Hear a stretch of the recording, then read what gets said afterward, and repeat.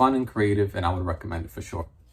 But like I said, it's fun and creative. I would recommend it. And like I said, those elements of horror that I'm talking about, it's just like the people who did the score, they did such a great job, because when you're watching it, I was in a theater, so maybe that's why the score, I could hear everything perfectly, but they know how to build the tension on the way this girl has described these creatures to her father. Like she's going through stuff, you know, they had a loss in the family, and she's going through this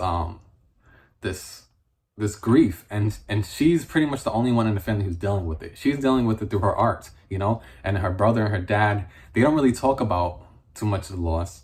And because of that, it seems like they're just the regular ones. They're like, you know, they're just living life like regular. She's like going crazy with the art, but she's not going crazy. She's really being sane in her thoughts and getting everything out. And that's what you have to do. Sometimes, you know, if you lose someone, you might listen to a certain song over and over, or you might, you know, you might act out. There's a lot of different ways that a person reacts to losing someone or losing a loved one, you know? And I think I really did enjoy this film. And I think this film could definitely be healing and a little bit cathartic for certain people who might have lost someone in their family, or just anyone in general.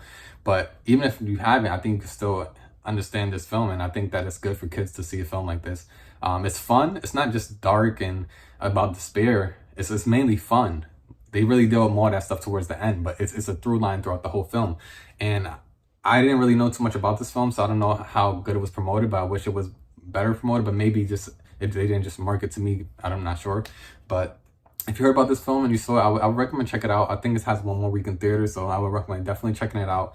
And one thing this film did, out of all the things it's done, the kids, people who wrote the kids, very good. The kids are great. They have a good core. The group of kids is great. I love them. I love them running around and figuring out stuff and going again and figuring out how to take out these monsters and stuff like that.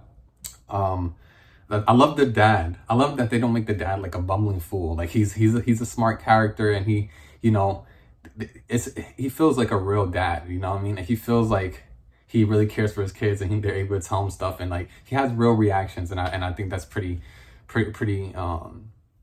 I'm pretty happy the way they portray the father in this film.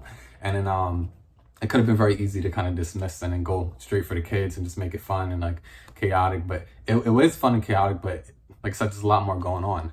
I don't want to make this too long, but I have to bring up something. I was born in the late 90s, and so I grew up with 90s shows and early 2000 shows. This movie really makes me really want a Chalk Zone movie, whether it's animated or live action. I want a Chalk Zone. That's what I need to say.